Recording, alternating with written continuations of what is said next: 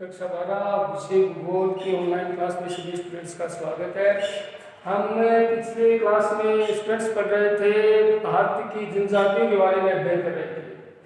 भारत की जनजाति, अब जनजातियों के बारे में अगली जो जनजाति आती है उसके बारे में आज अध्ययन करेंगे। और वो हमारे सिलेबस में अगली जो जनजाति दी गई है वो है भील। कौन सी जनजाति है? भील। अब ये जो भील जनजाति है इसका जो क्षेत्र है वो हमें देखना पड़ेगा, परीक्षा की दृष्टि से इम्पोर्टेंट है। ये जो हमारी सिलेबस में जो भी जनजातियां दी गई है उन जनजातियों में ज़्यादा चांसेज भील पर क्वेश्चन आने के ज़्यादा चांसेज हैं। तो सबसे अपन स्टूडेंट्स देखेंगे कि भील है उसका राजस्थान में तो कौन सा स्थान है जनजातियों में और भारत में कौन सा स्थान है। तो स्थान के हिसाब से बात करते हैं हम भील के बारे में। तो भील है वो राजस्थान में तो मिलेंगे, राजस्थान में तो इनका स्थान है दूसरा स्थान। भील जनजाति का राजस्थान में दूसरा स्थान है। पहले राजस्थान में जनजाति की बात करते हैं तो आते हैं मीना, जो हमारे बाद क्लास के सिलेबस में नहीं है। तो दूसरा स्थान राजस्थान में तो इनका हो गया दूसरा स्थान। भारत की दृष्टि में देखते हैं तो भारत में जो जनजाति हिसाब से देखते हैं तो इनका आता है तीसरा स्थान। कौन सा स्थान आता है स्टूडेंट्स? तीसरा स्थान। यानी इस भील जनजाति से पहले भारत में जो दो जनजातियां हैं वो जनसंख्या में ज्यादा है और उसमें है संडाल जनजाति, जो हमारे सिलेबस में नहीं है, वह गोंड जनजाति। गोंड जनजाति है जो अपना बिल्कुल हमारा 30 नंबर की भारत के संदर्भ में देखते हैं तो इसका स्थान है भील का तीसरा। और राजस्थान के संदर्भ में देखते हैं तो मीना के बाद में दूसरा स्थान किसका आता है? भील का आता है। पहला स्थान भारत में देखते संडाल का हो गया, दूसरा स्थान गोंड का हो गया और तीसरा स्थान किसका हो गया? भील का हो गया। अब हमारे जो सिलेबस में है वो गोंड जनजाति है जिसका अध्ययन हम अगले पीरियड में करेंगे। आप जो भील जनजाति है उसको अलग अलग क्षेत्रों में अलग अलग नाम से जाना जाता है। विशेष बात करते हैं राजस्थान के संदर्भ में तो राजस्थान में दूसरे नंबर की जनजाति है वो है भील। और भील है इसको अलग अलग क्षेत्रों में, एक तो पहाड़ी क्षेत्र होता है, पहाड़ी क्षेत्र, और दूसरा है मैदानी क्षेत्र। मैदानी क्षेत्र, पहाड़ी क्षेत्र और मैदानी क्षेत्र। अब पहाड़ी क्षेत्र में तो इनको नाम दे दिया गया पालवी भील। क्या नाम दे दिया गया? पालवी भील। इसलिए जो भी राजस्थान में या भारत के अन्य भागों में जहाँ पहाड़ी क्षेत्र है वो पहाड़ी क्षेत्र के सभी भील है वो किस नाम से जाने जाते हैं? पालवी भील के नाम से जाने जाते हैं। और मैदानी क्षेत्र होते हैं उनको नाम दे दिया गया बागड़ी भील। क्या नाम दे दिया गया? बागड़ी भील। कई बार क्वेश्चन पूछ लेते हैं कि पालवी भील जनजाति है वो कौन से क्षेत्रों में निवास करती है, तो पालवी हो गया पहाड़ी क्षेत्र में और बागड़ी भील है वो हो गया मैदानी क्षेत्र में। अब हमें थोड़ा सा जाना पड़ेगा भील जनजाति के नाम के इतिहास में। यानी भील जो शब्द है हमारी डिक्शनरी में जो भील शब्द है उसको उत्पत्ति के हिसाब से क्या क्या नाम दे दिया गया है। तो सबसे पहले हम देखेंगे भील शब्द की उत्पत्ति किस प्रकार है। भील शब्द का अर्थ, तो भील शब्द का अर्थ जानने के लिए मैं 2-3 भाषाओं के बारे में चर्चा करेंगे। तो भील शब्द का अर्थ आशय, यानी भील का अर्थ क्या होता है। तो भील शब्द है वो द्रविड़ भाषा,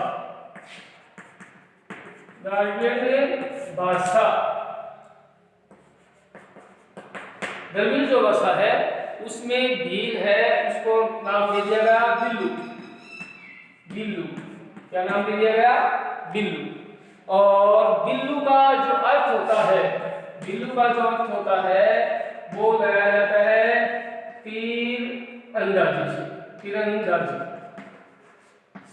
तीरंदाजी से किसका लगाया जाता है, बिल्लू का। तो कहने का तात्पर्य हो गया भील शब्द की उत्पत्ति द्रविड़ भाषा के शब्द है बिल्लू, क्या कहेंगे, बिल्लू। और बिल्लू का अर्थ करेंगे हम, तो बिल्लू का अर्थ क्या होता है, तीरंदाजी। और तीरंदाजी यानी ये जो जनजाति है, भील जनजाति है, वो तीर चलाने में निपुण जनजाति मानी जाती है। कहने का तात्पर्य हो गया कि ये जब अपना व्यवसाय करते हैं या अपना आर्थिक क्रियाकलाप करते हैं तो शिकार पर निर्भर रहते हैं, और शिकार पर निर्भर होने के कारण ये जो क्या कहते हैं अपने शिकार करते समय किसका काम में लेते हैं, तीर और धनुष को काम में लेते हैं। तो इसका अर्थ तीरंदाजी से लगाया जाता है। तो सबसे पहले हमें ये देखना है कि भील शब्द का अर्थ है द्रविड़ भाषा में बिल्लू, और जिसका अर्थ होता है तीरंदाजी। अब अपन इसमें देखते हैं कि इनकी उत्पत्ति है, इनकी उत्पत्ति है वो किस प्रकार हुई।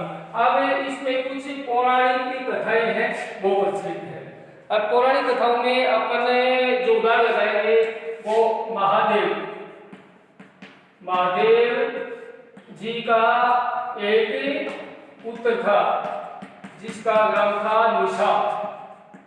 क्या था, निषाद।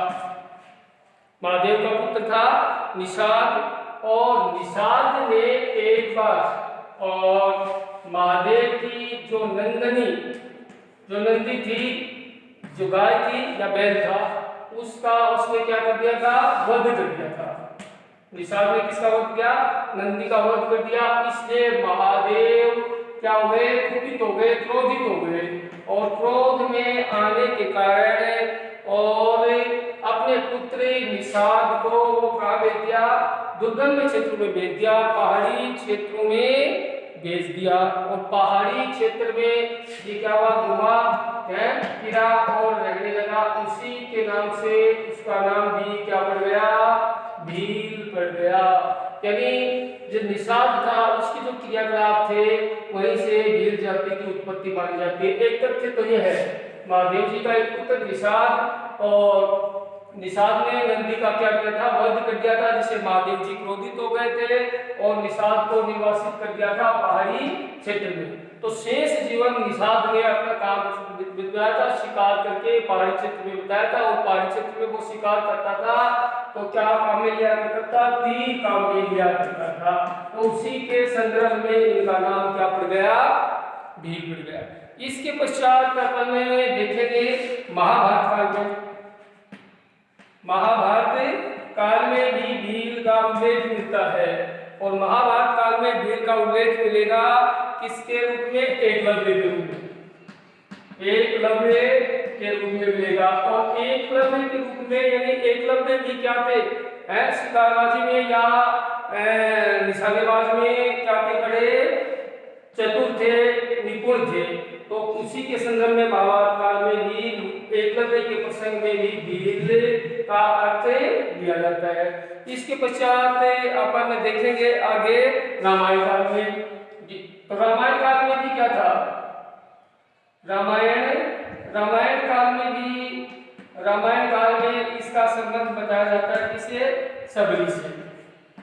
और ऐसा माना जाता है अपन ने आगे कोरोना वायरस के चलते हुए सभी ने रामायण भी देखी थी टीवी के माध्यम से। तो वहां पर सबरी ने क्या था, वन क्षेत्र में जब सीताहरण हो जाता है और आरण्य में जब राम को सबरी मिलती है, तो सबरी ने अपने मोक्ष प्राप्ति के लिए झूठे जो वेद किसको खिलाए थे, राम को खिलाए थे। तो सबरी का संबंध भी किस जाति से माना जाता है, भील जाति से माना जाता है। तो स्टूडेंट्स सबसे पहले हमें ये देखना होगा कि भील जो जनजाति है, अपन दोबारा रिपीट कर देते हैं, राजस्थान में भील का स्थान होता है, सेकंड स्थान है। पूरे भारत में बात करते हैं तो तीसरा स्थान आता है।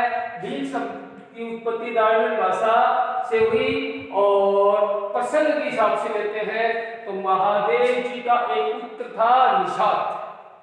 महादेव जी का पुत्र था निषाद, जो क्या चलाने में माहिर था, तीर अंदाज करने में बड़ा माहिर था और निषाद ने एक बार महादेव के नंदी का वध कर दिया था।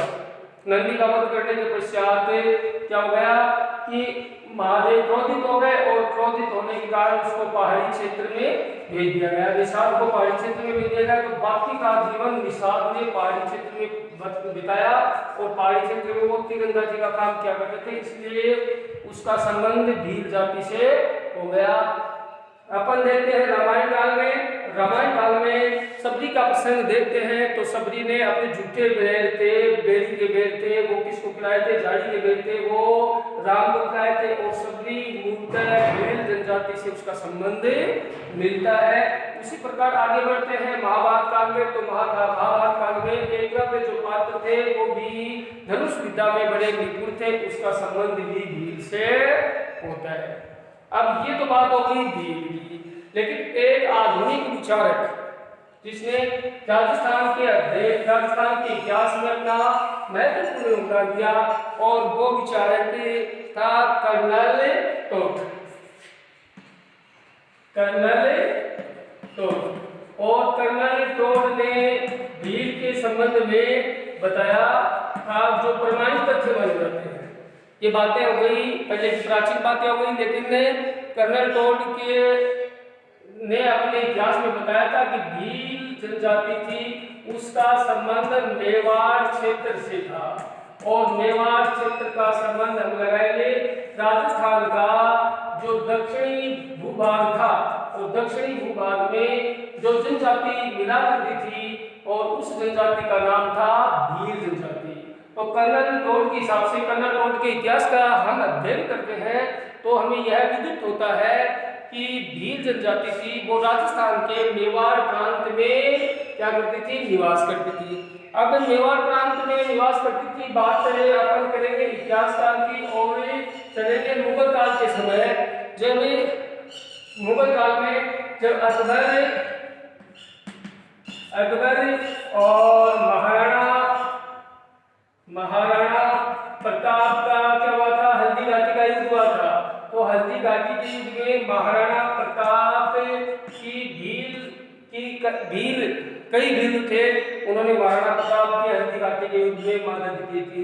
ये ऐसी बातें, प्रमाणित बातें हैं जो हमें विदित होती है कर्नल टोट के इतिहास से। तो ये बातें हमें प्रसंग के रूप में लिखी जानी अति आवश्यक होती है कि कर्नल टोट ने भीलों का क्षेत्र मेवाड़ बताया था और मेवाड़ प्रांत में उस इतिहास काल में देखते हैं तो महाराणा प्रताप का शासन था। महाराणा प्रताप ने अकबर के साथ हल्दी घाटी का युद्ध लड़ा और हल्दी घाटी में उसको जीत दिलाने का काम भील जनजाति ने अपना बड़ा अहम योगदान दिया, जिससे महाराणा प्रताप थे वो वन क्षेत्र में जुड़े और भीलों से उन्होंने युद्ध में और आर्थिक मदद लेने में बड़ी सहायता की थी। ऐसे बात बताते हैं कर्नल टोट के इतिहास से। अब हम देखते हैं इसका निवास क्षेत्र, भील जनजाति का निवास क्षेत्र। देखिएगा राजस्थान में दूसरे नंबर की जनजाति होने के कारण और पूरे दक्षिणी राजस्थान के जो भी जिले हैं उनमें भील मूलभूत क्षेत्र मिलते हैं और राजस्थान के दक्षिणी भाग से अपेक्षित जो भी प्रांत है वह भील जनजाति का निवास स्थान माना जाता है। तो निवास क्षेत्र के बारे में बात करेंगे। निवास क्षेत्र, भील जनजाति का निवास क्षेत्र। अब निवास क्षेत्र में देखेंगे तो अरावली पर्वतमाला की जो भी पहाड़ियां थी, अरावली पर्वतमाला की पहाड़ी क्षेत्र में क्या करते हैं, भील निवास करते हैं। राजस्थान के दक्षिणी क्षेत्र में अरावली पर्वतमाला की जो पहाड़ियां हैं और उन पहाड़ियों का संबंध किससे रहा है, भीलों से रहा है। अब हम बात करेंगे कर्नल टोट के हिसाब से, तो कर्नल टोट ने हल्दी घाटी के युद्ध में और अकबर की सेना के सम्मुख लड़ाई लड़ी और वो भी अपने जो शैल्य क्षेत्र बनाते थे वो काम लाते थे, अरावली की पहाड़ियों में बनाया करते थे। और उस समय भील जनजाति ने महाराणा प्रताप की क्या की, बड़ी आर्थिक और सैन्य सहायता भी की है। ऐसा वर्णन हमें टोट के इतिहास से मिलता है। तो अरावली पर्वत की पहाड़ी में एक होता है विंध्याचल की पहाड़ी में, विंध्याचल कि पहाड़ी क्षेत्र में भी भीलों का निवास है। विंध्याचल की पहाड़ी क्षेत्र में भीलों का निवास है। एक है सतपुड़ा का मैदानी क्षेत्र। सतपुड़ा का जो क्षेत्र है वो भी भीलों की आबादी से संबंध रखता है। अब ये तो 3 क्षेत्र हो गए, इंपोर्टेंट क्षेत्र हो गए। पहला हो गया अरावली, भारत के राजस्थान में अरावली पर्वतमाला की श्रेणियों में भीलों का निवास होता है। और अपन बात करते हैं विंध्याचल की पहाड़ी में, आगे देखते हैं सतपुड़ा के मैदानी जो क्षेत्र है वो भी भील के आबाद क्षेत्र माने जाते हैं। अभी हम देखते हैं कि ये जो अरावली पर्वतमाला है, अब अरावली पर्वतमाला का जो विस्तार है वो राजस्थान, गुजरात का कुछ क्षेत्र, और बात करते हैं अपन विंध्याचल पर्वत की, तो क्या हो जाएगा, विंध्याचल पर्वत में जाते हैं तो मध्य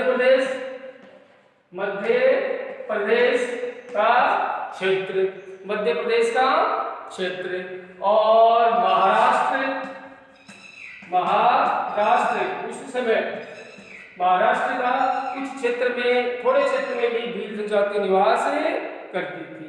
तो कहने का तात्पर्य ये हो गया है स्टूडेंट्स कि भील जनजाति का निवास क्षेत्र अरावली पर्वत की पहाड़ियां, विंध्याचल की पहाड़ियां, सतपुड़ा का क्षेत्र, सतपुड़ा के क्षेत्र में, अरावली क्षेत्र में अपन राजस्थान, गुजरात और मध्य प्रदेश और महाराष्ट्र, इन राज्यों में ये क्या हुए, राज्य हुए जहां पर भील जनजाति निवास करती है। अब हम गहन अध्ययन के लिए राजस्थान के जो जिले हैं वो भी हमें याद रखने पड़ेंगे। तो राजस्थान के जो भी जिले हैं जहां जहां क्या होता है, भील जनजाति निवास करती है, तो उसमें देखेंगे चित्तौड़गढ़, क्या जाएगा, चित्तौड़गढ़, उदयपुर ये अरावली क्षेत्र है, यानी चित्तौड़ का वो भाग जहां पर अरावली पर्वतमाला की क्या है, पहाड़ियां हैं। डूंगरपुर, उदयपुर, डंगोरपुर, बांसवाड़ा,